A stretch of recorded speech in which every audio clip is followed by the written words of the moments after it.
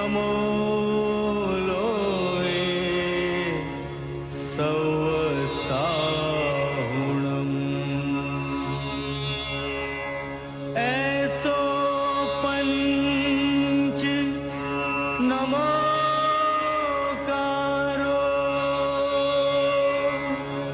સૌ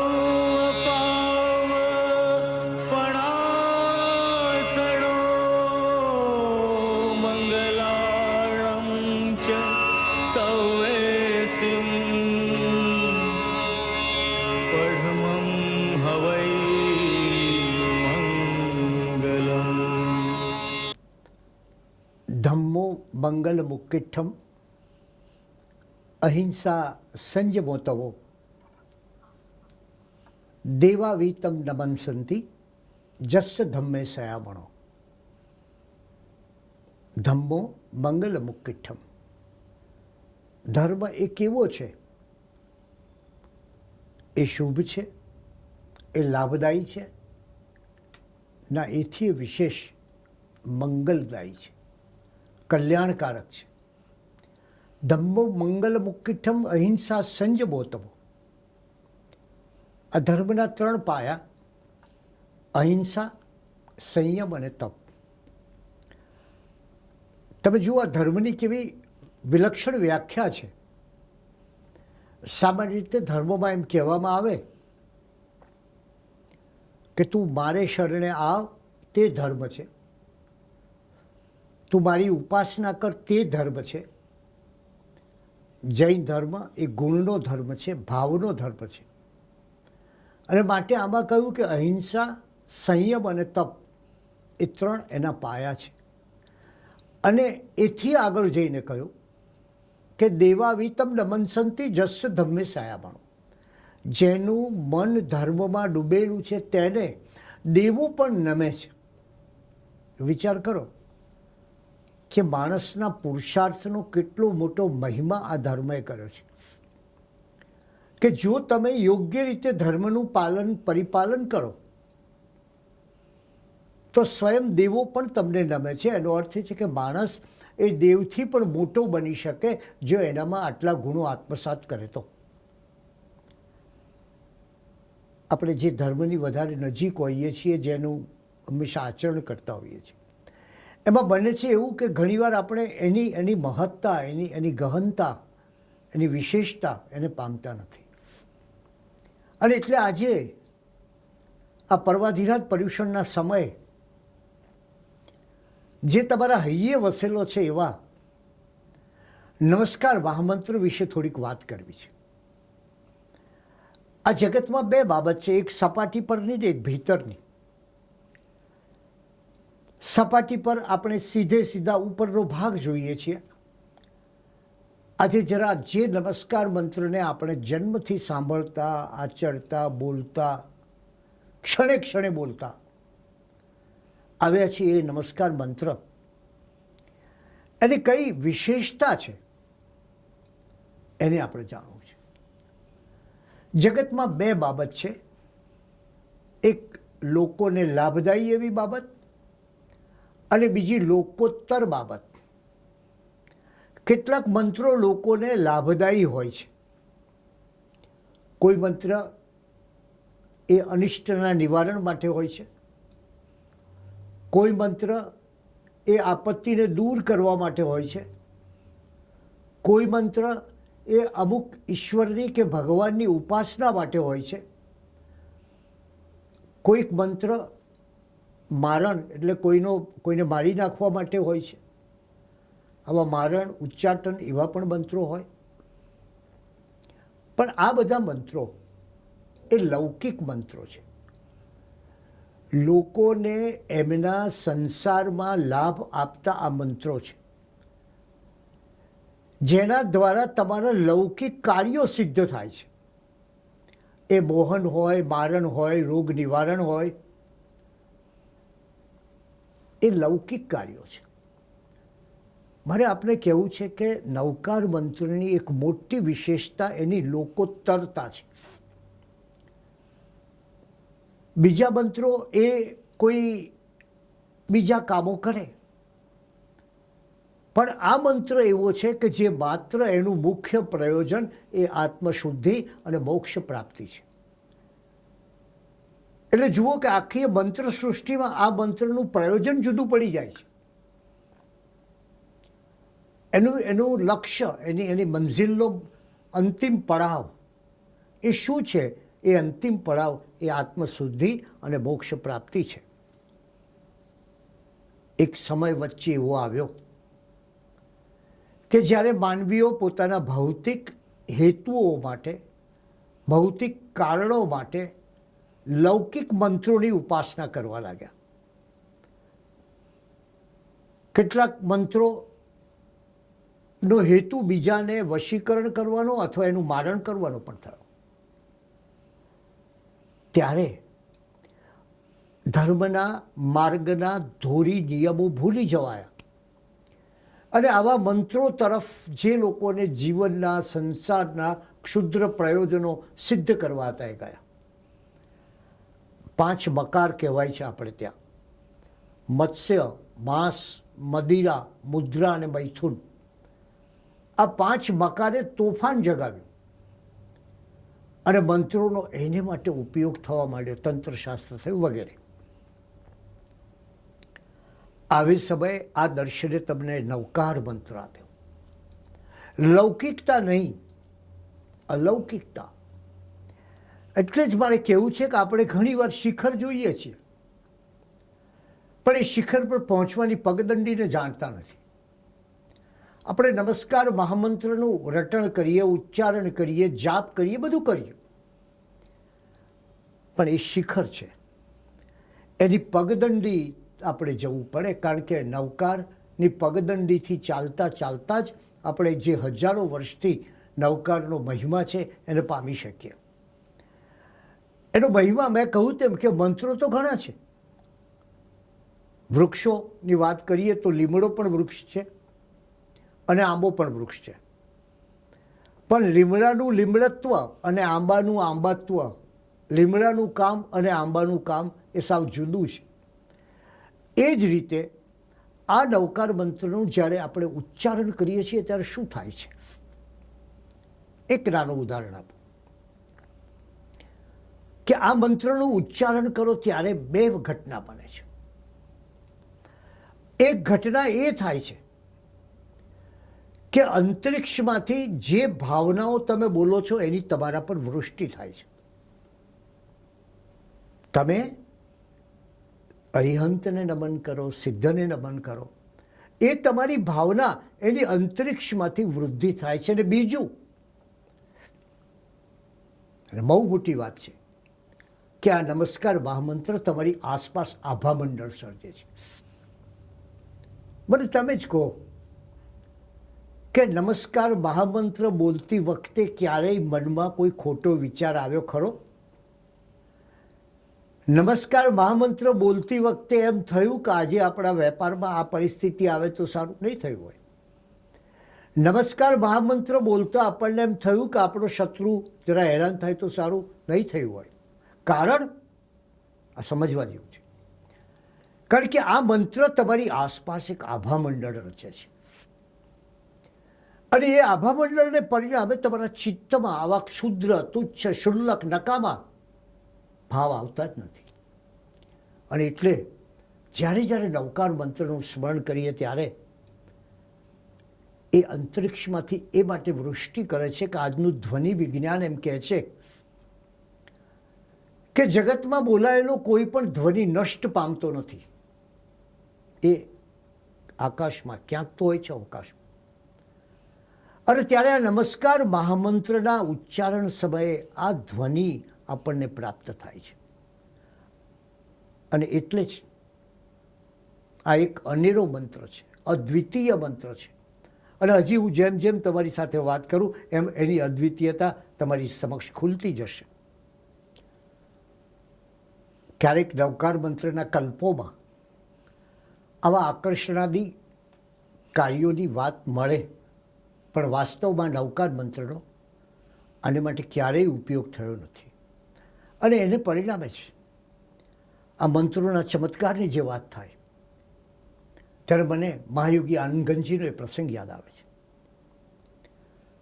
એક રાજા એ નિસંતાન હતો.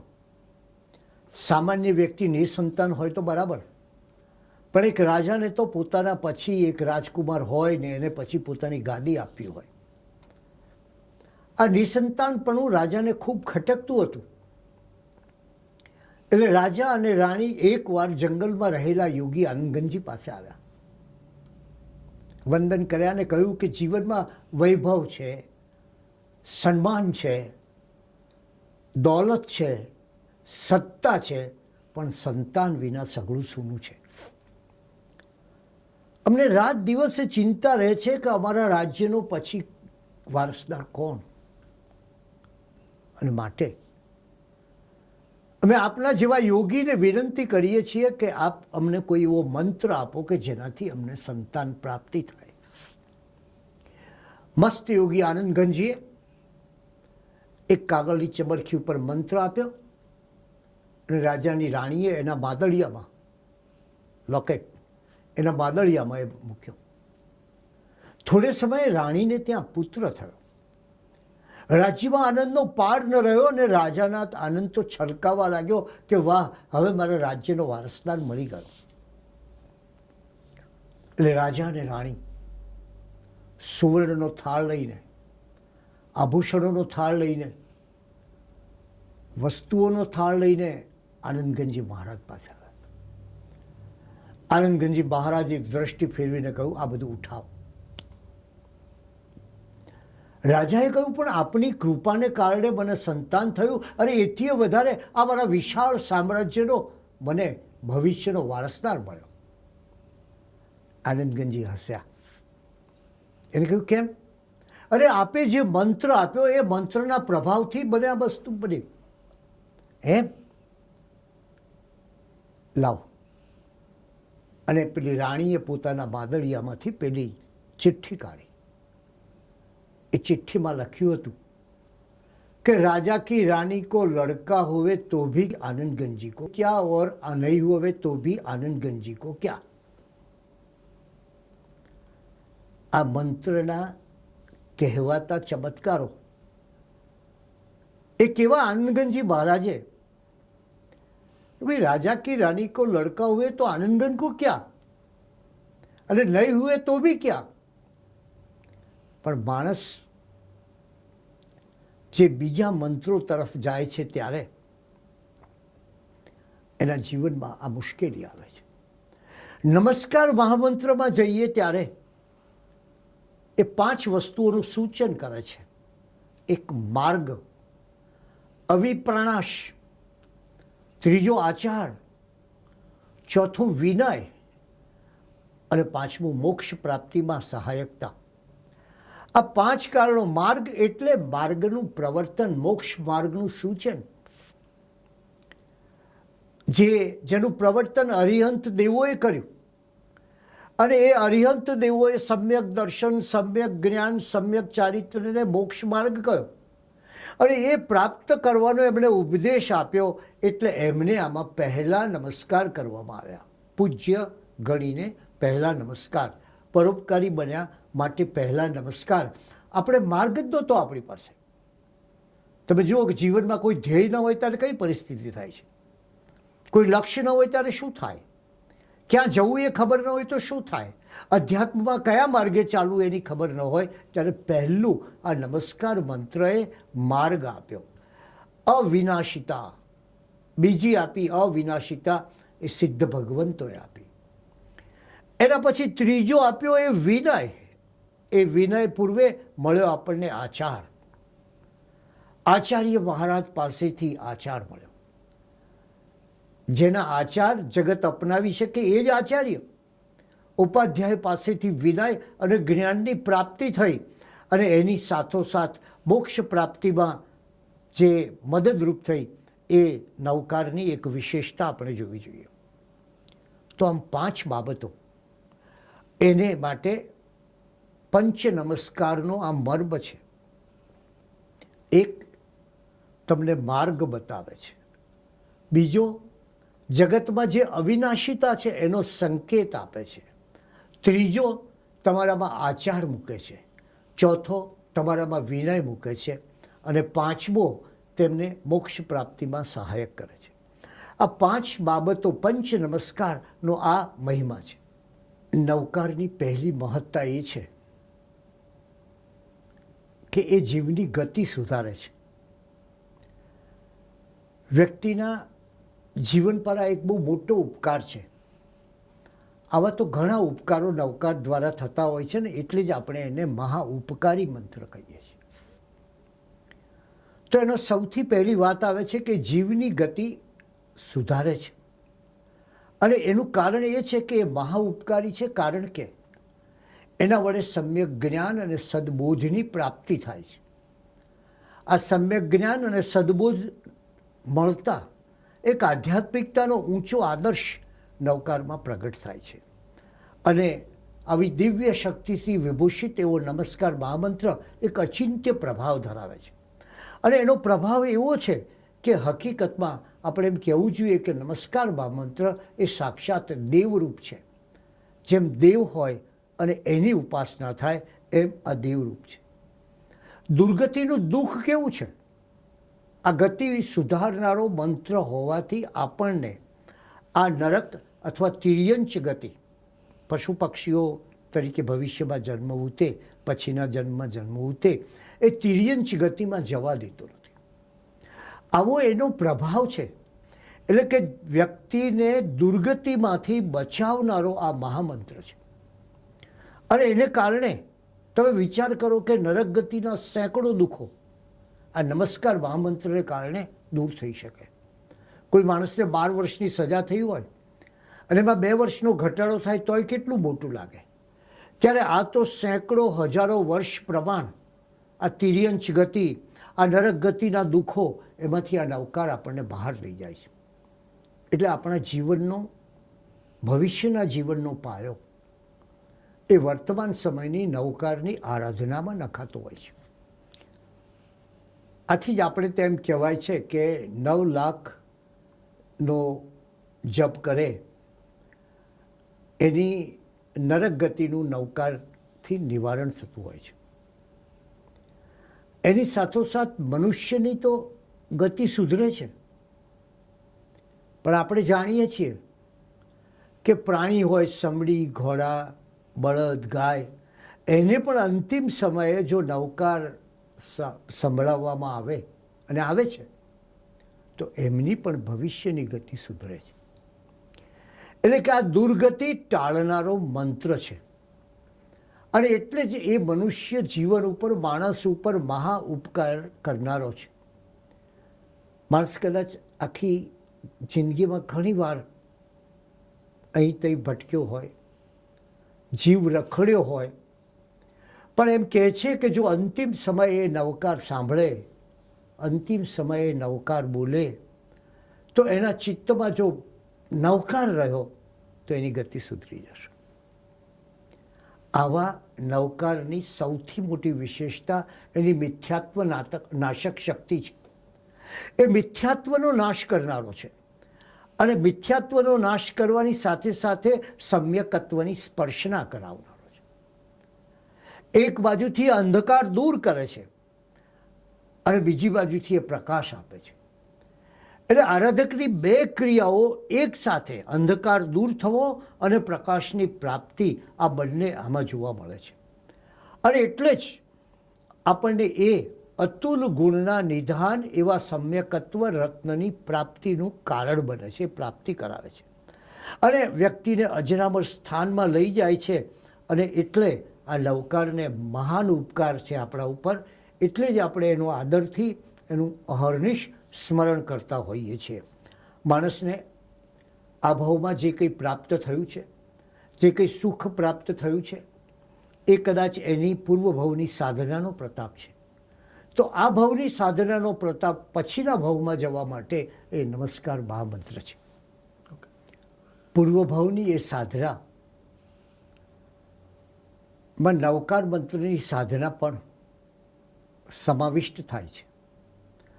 અને એટલે જ નરભાવના સુખનું કારણ નમસ્કાર મહામંત્ર છે. એવું શાસ્ત્રકારોનું પણ આ પ્રકારનું કથન છે. એટલે નવકારની સાધના આ પર્યુષણ પર્વમાં અને જીવનમાં કેવી રીતે આગળ વધારવી એનો આપણે વિચાર કરવો જોઈએ. સાધના વિના સિદ્ધિ મળતી નથી. જો સિદ્ધિ મળતી હોત તો સૌ કોઈને આ સિદ્ધિ પ્રાપ્ત થતી હોત. એટલે નવકારની સાધનાની આવશ્યકતા એ માટે છે કે તમારે એક સિદ્ધિ, એક અધ્યાત્મ સિદ્ધિ મેળવવાની છે. જો આવું ન હોત તો આ જગતમાં આપણે સૌ જાણીએ છીએ કે નરક, તિર્યંચ, મનુષ્ય અને દેવ એવી ચાર ગતિ ન હોત. આ જગતમાં આપણે જોઈએ છીએ કે આ ચાર ગતિ પણ છે, ભવ ભ્રમણ પણ છે. અને આ બધું હોવાથી જ આપણે જાણીએ છીએ કે આ જીવોનું જે અનંત ભવ ભ્રમણ છે, ત્યારે જો એ સાધના કરે તો જ એને સિદ્ધિ પ્રાપ્ત થાય. સાધના વિના કોઈ સિદ્ધિ શક્ય નથી. અને એ સાધનાને માટે નવકાર મંત્ર શ્રેષ્ઠ છે, જીન શાસનનો સાર છે, પવિત્ર છે, અદ્ભુત છે, અલૌકિક છે, ત્રિકાલ મહિમાવંત છે અને અચિંત્ય પ્રભાવશાળી છે. અને આ બધું જ હોવા ઉપરાંત મહત્ત્વની વસ્તુ એ જીન શાસનનો સાર છે. આ શાસનની વિશેષતાઓ પ્રગટાવનારો આ એક મહામંત્ર છે. અને એટલે જ એની સાધના અને ઉપાસના કરીને વ્યક્તિએ પોતાનું જીવન ધન્ય બનાવવું જોઈએ. એ એટલો બધો લાભકારી છે કે એને પરિણામે વ્યક્તિએ પોતે એની કયા પ્રકારની ક્રિયા અને ભાવ ભેગા થતા હશે. તો આપણે એમ કહેવું જોઈએ કે જૈન ધર્મે માત્ર જ્ઞાનથી મોક્ષ નથી માન્યો, માત્ર ક્રિયાથી મોક્ષ નથી માન્યો, પરંતુ ઉભયના યોગથી, એટલે જ્ઞાન ક્રિયા ભયામ મોક્ષ, ઉભયના યોગથી મોક્ષ માન્યો છે. અને એટલે અભ્યુદયની ઈચ્છા રાખનાર તમામે પોતાની ક્રિયામાં અને પોતાના જ્ઞાનમાં નમસ્કાર મહામંત્રની ઉપાસના કરવી જોઈએ. જીન શાસનનો આ એક મહિમાવંતા મહાન મંત્ર વિશે આજે થોડાક એના રહસ્યો તમારી સમક્ષ પ્રગટ કરો. આપણે સપાટીને જોઈએ છીએ પણ એના ભીતરમાં જતા નથી. નમસ્કાર મહામંત્ર આપણા હૈયે વસ્યો છે. જીવનના પ્રત્યેક પ્રસંગોમાં એનું રટણ થાય છે. એમાંથી આપણે સદૈવ બળ અને શક્તિ લઈએ છીએ. પણ આ બધું આવે છે ક્યાંથી? મારે આજે તમને એના થોડા ભીતરના રહસ્યોની વાત કરવી છે. અને આ રહસ્યો વિશે વિચાર કરીએ ત્યારે સૌથી પહેલી વાત એ છે કે જગતમાં જેને અધ્યાત્મ કહે છે, જેને સ્પિરિચ્યુઆલિટી કહે છે, એ સ્પિરિચ્યુઆલિટીની પરાકાષ્ઠા સમૂહ આ મંત્ર છે. આ મંત્ર એવો છે કે જે અધ્યાત્મની ચરમ સીમાને સ્પર્શે છે. અને અધ્યાત્મની ચરમ સીમાને સ્પર્શતો હોવાથી આપણા ભીતરને, આપણા અંતરને, આપણા આત્માને એક વિશિષ્ટ પ્રકારનું અજવાળું આપે છે. કઈ રીતે અજવાળું આપે છે? દરેક વ્યક્તિની આસપાસ એક વિદ્યુત ક્ષેત્ર હોય છે, એક ચાર્જ વાતાવરણ હોય છે, અથવા સાદી ભાષામાં કહું તો આભામંડળ હોય છે. સારી વ્યક્તિના આભામંડળનો પ્રભાવ સારો થાય છે અને ખરાબ વ્યક્તિનું પણ આભામંડળ છે. તો આપણામાં સારું આભામંડળ થાય, સારા વિચારો, સારી ભાવનાઓ, સારા કાર્યો, સત્કર્મો, આ બધું જાગે એને માટે આપણી આસપાસ એક આભામંડળ રચાતું હોય છે. આ નમસ્કાર મહામંત્ર એ તમારી આસપાસ શુભ આભામંડળ રચતો એક મહાન શક્તિ પરિબળ છે. તમે મને કહો કે ક્યારેય નમસ્કાર મહામંત્ર ગણતી વખતે એવો વિચાર આવ્યો કે વેપારમાં ખોટ જશે તો શું થશે? ક્યારે એવો વિચાર આવ્યો કે હવે આપણે પરદેશ જઈશું ત્યારે શું થશે? ક્યારે એવો વિચાર આવ્યો કે આપણા ઘર સંસારના પ્રશ્નો ક્યાં ઉકલશે? એનું કારણ છે નવકારનો પ્રભાવ. આપણને ખ્યાલ નથી આવતો, પણ આ મહામંત્રનો પ્રભાવ એવો છે કે તમારી આસપાસના એ વિદ્યુત ક્ષેત્રને, તમારી આસપાસના આભા મંડળને એ બદલી નાખશે. પેલો શબ્દ તમે નમસ્કાર મહામંત્રમાં આપણે વારંવાર બોલીએ છીએ, સર્વ પાવ પણાસણો, સર્વ પાપનો નાશક. એ સર્વ પાપ શું? કે તમારી આસપાસ જે અશુભનું આભા મંડળ છે એને નષ્ટ કરનારો આ એક પ્રચંડ શક્તિવાન મહામંત્ર છે. એટલે તમારી શુભ ચેતનાને એ જાગૃત કરે છે. અને સર્વ પાપ પણાસનો એટલે કે તમને કોઈ ખોટો વિચાર નહીં કરવા દે, તમારા ચિત્તમાં મલિન વિકાર નહીં જાગે, તમને કોઈ પાપ કરવાની ઈચ્છા નહીં થાય, તમને કોઈ હત્યા કરવાનું મન ન થાય. એનું કારણ, એનું શું કારણ? એનું કારણ નમસ્કાર મહામંત્રનો આ પ્રભાવ છે. એ સર્વ પાપને નાશ કરનારો છે. અને આપ કલ્પના કરો કે આપણા જીવનમાંથી નાના મોટા થોડા ઘણા જાણતા અજાણતા પાપ થઈ જતા હોય છે. એ પાપ નાનું હોય કે મોટું એ અલગ વાત છે, પણ એ પાપને નષ્ટ કરી શકે એ શક્તિ કોની પાસે છે? એ નમસ્કાર મહામંત્રના આરાધક પાસે છે. અને જ્યારે પાપ નષ્ટ થાય, જ્યારે આકાશમાંથી વાદળાઓ બધા વિખરાઈ જાય, પહેલાં ઘનઘોર જામ્યા હોય, ગર્જનાઓ થતી હોય, વીજળીઓ ત્રાટકતી હોય, અને પછી એ આકાશમાંથી બધા વાદળાઓ જતા રહે અને નિરભ્ર અર્થાત વાદળ વિનાનું એક સરસ મજાનું આખું આકાશ થાય. એમ પેલા પાપના વાદળો, પેલી મલિન વૃત્તિઓની વીજળીઓ, પેલા ભીતરમાં રહેલા હિંસક વિચારોનો ગડગડાટ એ દૂર જાય એટલે આપણા હૃદયનું આકાશ કેટલું સ્વચ્છ થઈ જાય. એટલે નમસ્કાર મહામંત્ર એ એક મહાન પ્રયોગ છે. અને એ પ્રયોગ એ છે કે એના ઉચ્ચારણથી, એના મંત્રપાઠથી પહેલી વસ્તુ આપણા જીવનમાં આપોઆપ પુણ્યનો, શુભનો, સરસનો, મંગલનો એક ઉદય થાય છે.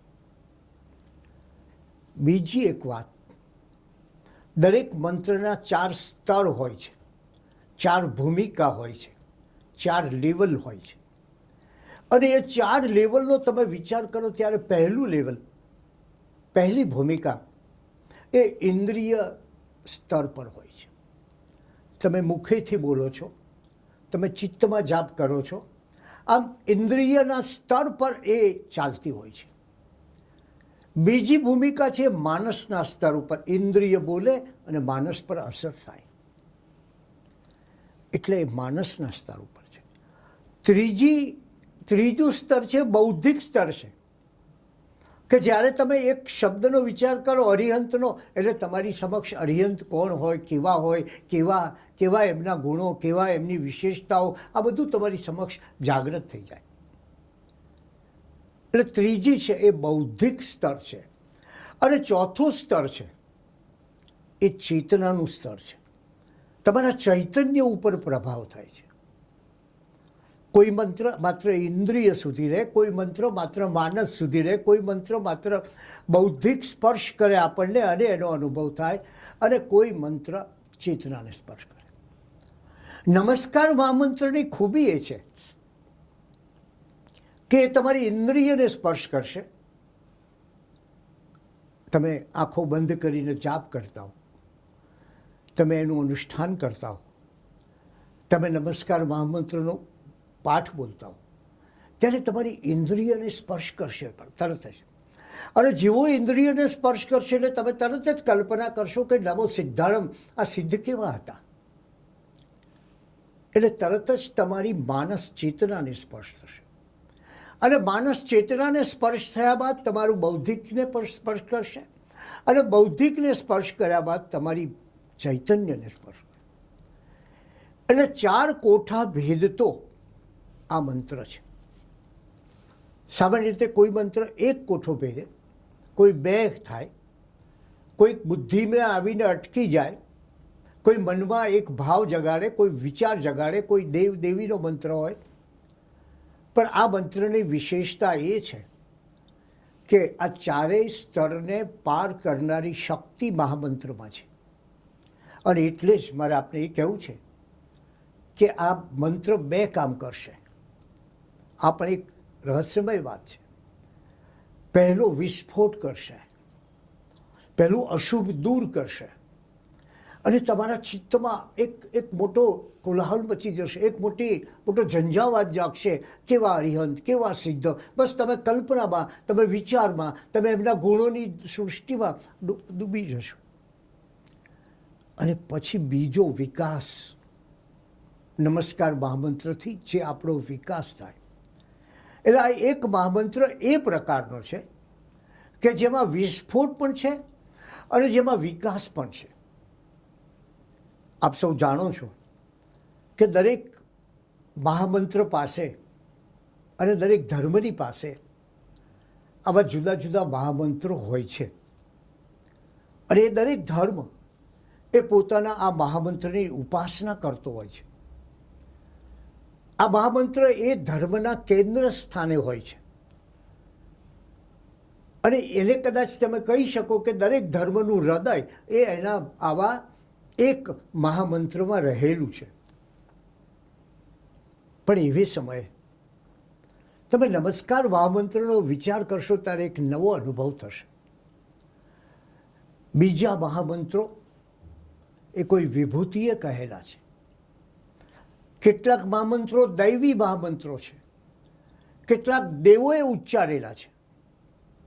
નમસ્કાર મહામંત્ર એવો છે કે એ હકીકતમાં કોઈ દૈવી વિભૂતિ દ્વારા, કોઈ દૈવી તત્વ દ્વારા પ્રગટ થયો નથી.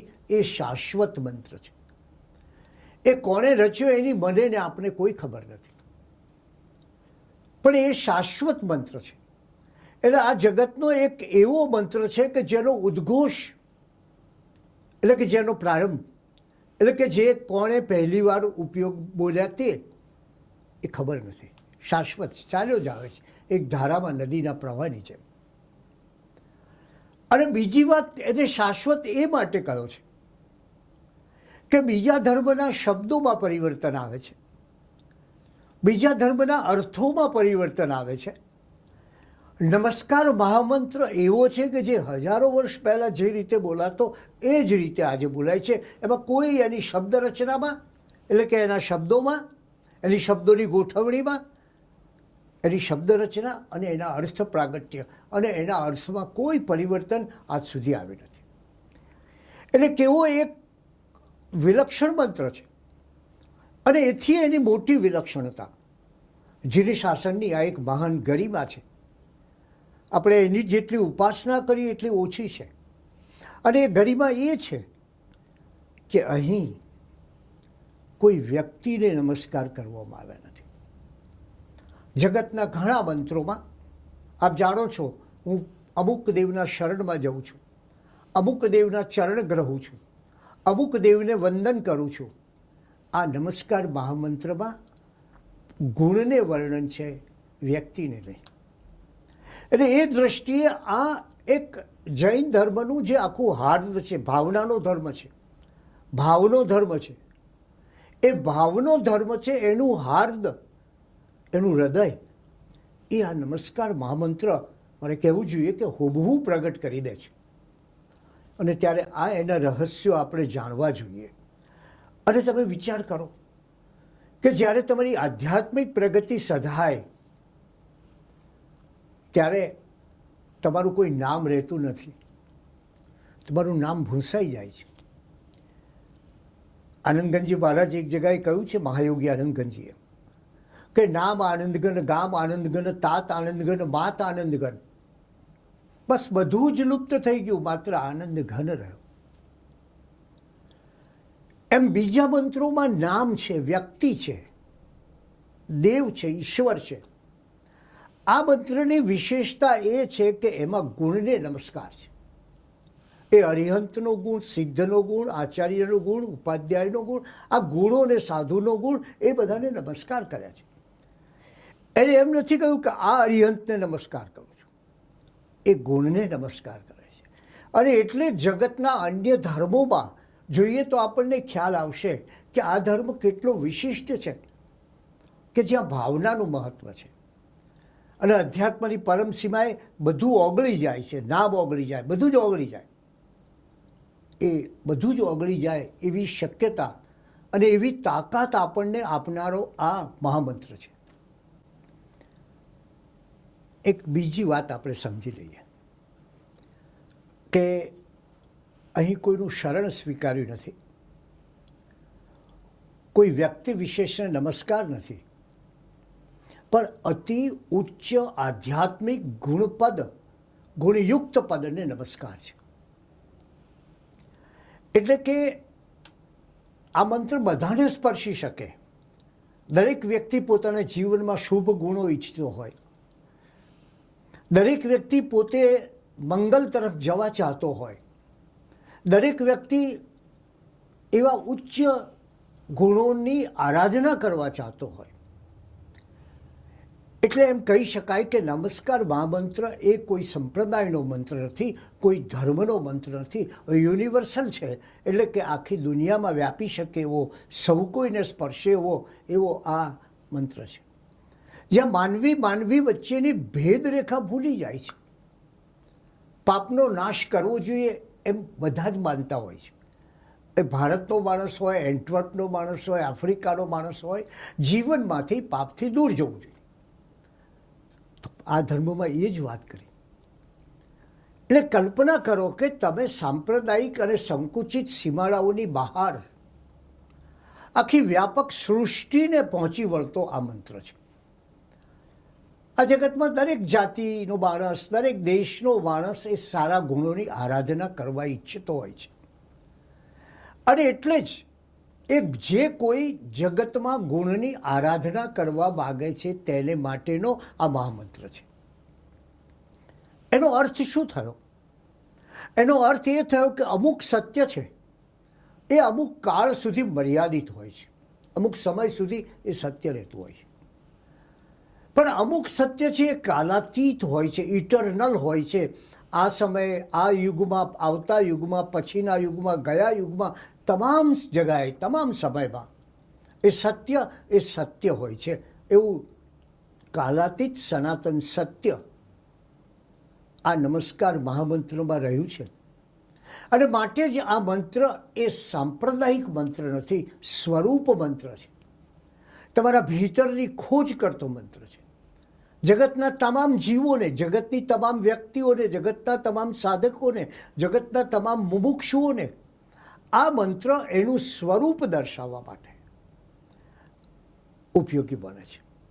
અને એટલે જ મારે કહેવું છે કે દરેક જીવની અંદર, દરેક વ્યક્તિની અંદર તમે ઈચ્છો કે ન ઈચ્છો, જાણે અજાણે, એના અંતરમાં નમસ્કાર મહામંત્રની ભાવના વસતી હોય છે. તમે વિચાર કરો કે કેટલો મહાન મંત્ર છે. પણ એની સાથે એક બીજો પણ વિચાર કરો કે કેટલો સંક્ષિપ્ત મંત્ર છે, થોડાક શબ્દોમાં જ આવેલો મંત્ર છે. એટલે કે જાણે કોઈ ગાગરમાં સાગર સમાવી દીધો હોય એમ આ માત્ર નમસ્કાર મહામંત્રના 68 અક્ષરોમાં કેટલી વાત સમાવી દીધી છે. એટલે કે ગુણોનો સાગર પામવા માટે નમસ્કાર મહામંત્ર રૂપી એક ગાગર લો તો પણ પૂરતું છે. અને માટે આ એક 68 અક્ષરનો આ મંત્ર એ એટલો પ્રભાવશાળી છે કે જે ટૂંકામાં ટૂંકો છે અને છતાં સૂક્ષ્મમાં સૂક્ષ્મ છે. આપ કદાચ જાણતા હશો કે આગ્રાના ફતેહપુર સિકરીના કિલ્લામાં એક જગાએ નાનકડો આટલો કાચ મૂકેલો છે.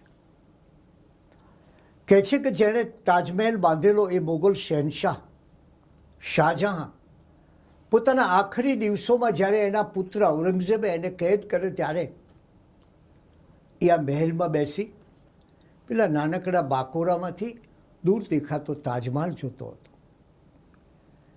એમ આ એક નાનકડા બાકોરામાંથી, એક નાનકડા કાચમાંથી આખું જગત તમને બતાવે એવો આ મહામંત્ર છે.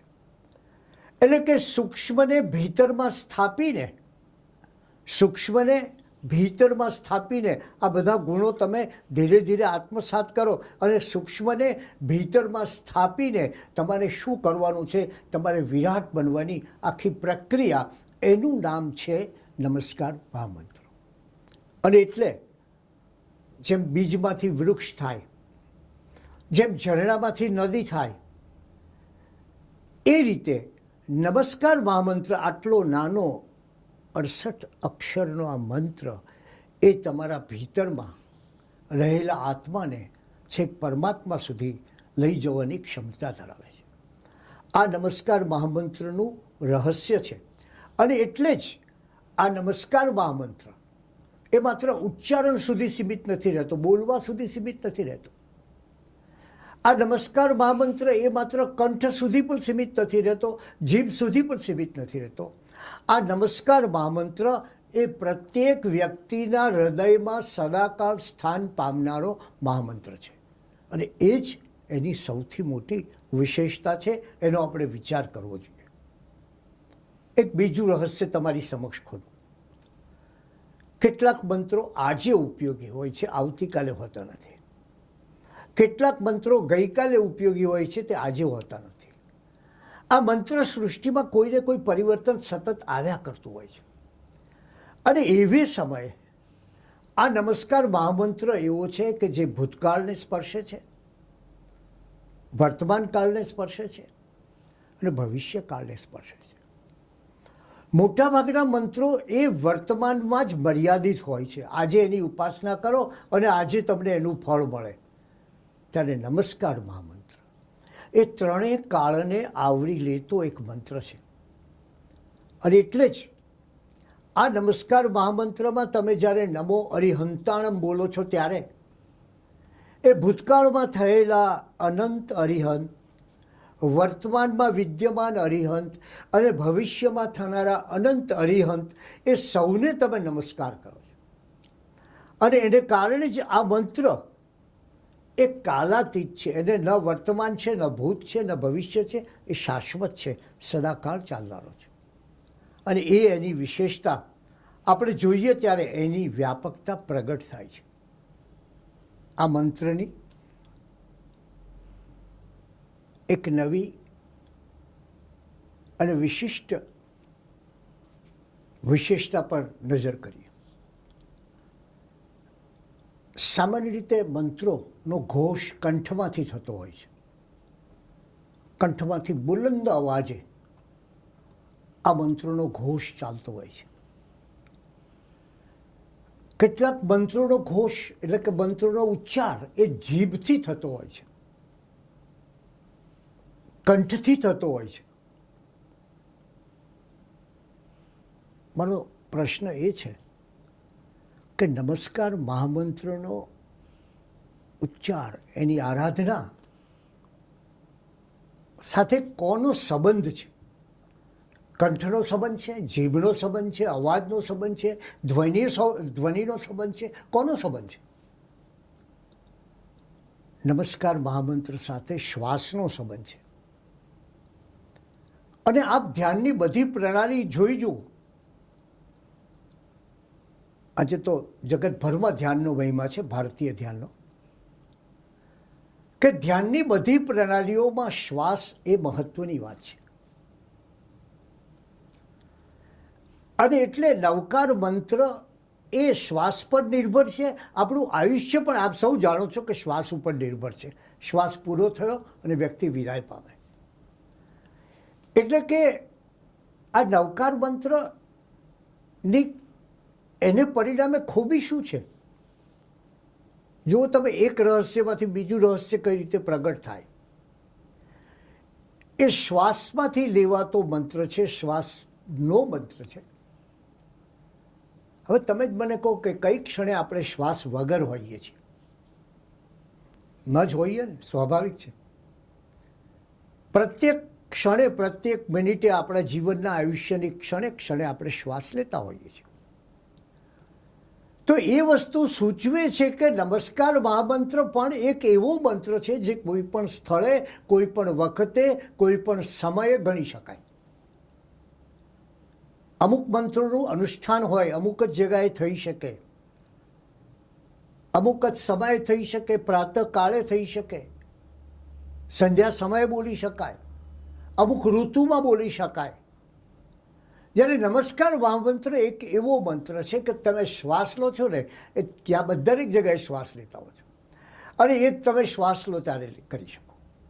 અને આથી તો ઉપદેશ તરંગિણી ગ્રંથમાં બહુ સરસ કહ્યું છે કે ભોજન સમયે અને શયન સમયે, જાગવાના સમયે કે પ્રવેશ કરવાના સમયે, ભય કે કષ્ટના સમયે, આમ સર્વ સમયે નમસ્કાર મહામંત્રનું સ્મરણ કરવું જોઈએ. અને આપણે એ તો જાણીએ જ છીએ, આપણા સંસ્કારો કહે છે, આપણું શાસન કહે છે કે મૃત્યુ સમયે જે નમસ્કાર મહામંત્રનું સ્મરણ કરે છે એની ભવાંતર વિશે સદગતિ થાય છે. એટલે આ એક મહામંત્રના રહસ્યનું એક વિશેષ બાબત છે. એ શ્વાસ પર નિર્ભર છે, એ શ્વાસ સાથે જોડાયેલો છે અને શ્વાસ એ યોગ સાથે જોડાયેલો છે. એટલે એક આખી યોગિક પ્રક્રિયા એ નમસ્કાર મહામંત્રના સમયે થઈ શકે. એક બીજી વિશેષતાની વાત કરી દઉં કે કેટલાક મંત્રો સંકટ મોચક હોય છે. તમારા પર આવતી આપત્તિ દૂર કરે, તમારા જીવનમાં આવેલી મુશ્કેલીઓ હટાવી નાખે. અને પછી તો મંત્રોનો એવોય ઉપયોગ થયો જે યોગ્ય ન કહેવાય કે તમારા દુશ્મનને મારી નાખવાનું કામ પણ મંત્ર કરે અથવા કોઈને વશીકરણ કરવાનું કામ પણ મંત્ર કરે. પણ એ વાત જવા દઈએ. પણ આવા સંકટમોચક મંત્રો એટલે કે તમારા જીવનમાં આવતા અમંગલ તત્વોને દૂર કરે છે. તો હવે સમયે નમસ્કાર મહામંત્ર શું કરે છે? પેલા મંત્રો અમંગલને દૂર કરે છે, જ્યારે નમસ્કાર મહામંત્રની ખૂબી એ છે કે મંગલ સર્જક મંત્ર છે. તમારી આસપાસ આપોઆપ મંગલ તત્વો આવે, મંગલ સર્જન થાય, સુંદર આભામંડળ પ્રગટે. અને એ આભામંડળ એવું હોય કે અમંગળ આપોઆપ દૂર જતું રહે. પેલામાં અમંગળ દૂર કરવા માટેનો મંત્ર છે, અહીંયા આપોઆપ અમંગળ દૂર થાય એવી પરિસ્થિતિ છે. અને એટલે આ મંત્ર એ પ્રકારનો મંત્ર છે કે જેમ પ્રકાશ પ્રગટે ને અંધકાર નાસી જાય, એમ નમસ્કાર મહામંત્ર પ્રગટે એટલે પેલા દૂષિત તત્વો, દૂરિત તત્વો, વાસનાઓ, કામનાઓ, ઝંખનાઓ, લિપ્સાઓ, લાલસાઓ, ઈચ્છાઓ, આ બધું આપોઆપ નાસી ગયું હોય છે. અથવા તો બીજા શબ્દમાં કહું તો એ તમને સ્પર્શી શકશે જ નહીં. તમારી આસપાસ જે આભામંડળ હશે એ આભામંડળ એટલું પ્રભાવક હશે, એવું માંગલ્યનું સર્જન થયું હશે કે તમને પેલા દુષ્ટ મલિન તત્વો, આપત્તિઓ એ બધા દૂર ને દૂર જ નાસી જશે જો નવકાર આવશે તો. અને એટલે જ એ વિચાર કરવો જોઈએ આપણે કે એ સર્વ પાપ કહે છે એટલે પાપ પણ દૂર થાય, અમંગલ પણ દૂર થાય. આ બધી વસ્તુઓને નવકાર દૂર કરે છે. અને એટલે જ આપણે જાણીએ છીએ કે પ્રત્યેક જૈન એ પોતાના જન્મના સાથી તરીકે, જૈન જ શા માટે, સૌ કોઈ એ જન્મના સાથી તરીકે નમસ્કાર મહામંત્રને પોતે એને અપનાવતા હોય છે. અને પોતાના જીવનની પ્રત્યેક ક્ષણે, કારણ કે આ મંત્ર એ વ્યક્તિના મોહના સંસ્કારોને જડમૂળથી દૂર કરી દે છે. આ પહેલું કામ એનું. અને બીજું, જ્ઞાનાદિ ગુણોને નિર્મળ રીતે કાર્ય કરવાની મોકળાશ આપે છે. એટલે બે વાત થાય, એક મોહના સંસ્કાર દૂર થાય અને બીજો જ્ઞાનનો પ્રકાશ આવે. અને એટલે થાય શું? મોહના સંસ્કાર દૂર થાય, જ્ઞાનનો પ્રકાશ આવે એટલે આપણે ભીતરમાં જઈએ અને ભીતરમાં જઈને વિચાર કરીએ કે મારું સાચું સ્વરૂપ શું છે. એ સ્વરૂપ પ્રત્યેની ગતિ, સ્વરૂપ માટેની પ્રાપ્તિનો માર્ગ એ નમસ્કાર મહામંત્ર છે. અને એટલે જ આપણે ત્યાં કહ્યું, 7 સાગરોપમ સુધી નર્કની અશાતા વેદનીય વેદીને જે કર્મ નિર્જરા થાય, જે કર્મ નિર્જરા થાય તેટલી કર્મ નિર્જરા નમસ્કાર મહામંત્રના એક અક્ષરના ઉચ્ચારણથી થાય છે. વિચાર કરો તમે, એનો કેવો પ્રભાવ છે. અને એટલે જ એ પ્રભાવ હોવાને કારણે બને છે એવું કે વ્યક્તિ જ્યારે નમસ્કાર મહામંત્ર કરે ત્યારે શું થાય, ત્યારે ધ્યાતા, ધ્યેય અને ધ્યાન આ ત્રણેય એકરૂપ થઈ જાય છે. અને આવો એકરૂપ કરનારો મંત્ર એ વ્યક્તિને જીવનમાં સઘળું આપે છે, મૃત્યુ સમય પણ સઘળું આપે છે અને ભાવિ જીવનમાં પણ સઘળું આપે છે. એવું આ નમસ્કાર મહામંત્ર, એનો આપણે જ્યારે વિચાર કરીએ ત્યારે લાગે કે એનાથી કેટલી પ્રાપ્તિ થાય છે. અન્ય મંત્રો, આ એક બીજી વિશેષતા જોઈ લઈએ કે અન્ય મંત્રોમાં કામના કરવાથી, એટલે કે વિશિષ્ટ સંકલ્પ કરવાથી અને એની પાછળ ખૂબ પ્રયત્ન કરવાથી, એટલે લાંબી દીર્ઘ મંત્ર સાધના કરવાથી એ ફળદાયી બને છે. જ્યારે નમસ્કાર મંત્રની વિશેષતા એ છે કે જો વ્યક્તિ નિષ્કામ ભાવે એનો જપ કરે તો ઘણા અલ્પ સમયમાં, થોડા સમયની અંદર જ એ ફળદાયી બને છે. એટલે એની વિશેષતા કહીએ તો એમ કહી શકાય, જે ગ્રંથોએ કહ્યું, ગ્રંથો શું કહે છે કે પ્રકૃષ્ટ ભાવથી પરમેષ્ઠીને કરેલો એક પણ નમસ્કાર, પરમેષ્ઠીને કરેલો એક પણ નમસ્કાર પવન જેમ જલને શોષી નાખે એ જ રીતે આપણા બધા ક્લેશ જાળને આ નમસ્કાર મંત્ર છેદી નાખે છે. એટલે તમે જુઓ કે ક્લેશ જાળથી આત્માને ક્લેશ ઉપજાવે તેવા સર્વ પ્રકારના કષ્ટો, તેવી સર્વ પ્રકારની ચિંતાઓ અને તેમાં કારણભૂત એવો કર્મ સમૂહ એ સમજવાનો છે. આવી એની વિશેષતા છે. હું તમને એક નવો એક્સપેરિમેન્ટ બતાવું. તમારી સમક્ષ આવીને કોઈ વ્યક્તિ બીજાની નિંદા કરે ને, ફલાણો તો આવો છે, આ તો આમ છે, આનું તો આમ છે. ઘણા લોકોને તો જીવનમાં સૌથી ગમતો રસ એ કેરીનો નહીં પણ નિંદાનો હોય છે. એટલે એ આવીને નિંદા કરે ત્યારે જો તમે એને કહો કે ભાઈ નમો હરિહંતાણમ, તમે એટલા શબ્દો બોલશો ને એટલે તમે જોજો કે નિંદા કરનારો માણસ શાંત થઈ જશે. એની આખી નિંદાનો ભાવ જે છે ને એ જ પલટાઈ જશે. આજે એક શક્તિનો એક નાનો ઉપાય બતાવું છું. વિરાટ શક્તિનો એક નાનો અંશ છે, પણ તમે જુઓ કે વ્યવહાર જીવનમાં પણ કેટલી રીતે અસરકારક છે. સામાન્ય રીતે લોકો અધિષ્ઠાયક દેવની ઉપાસના કરે, અધિષ્ઠાયક દેવના મંત્રો બોલે, કોઈને કોઈ દેવ, એનો અધિષ્ઠાયક દેવ જે હોય તે, એની ઉપાસના થાય, એની પાસે ફળ પ્રાપ્તિની આશા રખાય અને ધ્યાન પણ રાખવું પડે, બીક પણ રહે કે જો અધિષ્ઠાયક દેવને જો બરાબર ન થયું ને કંઈક ભૂલ થઈ ગઈ તો ઉપાધિ થશે.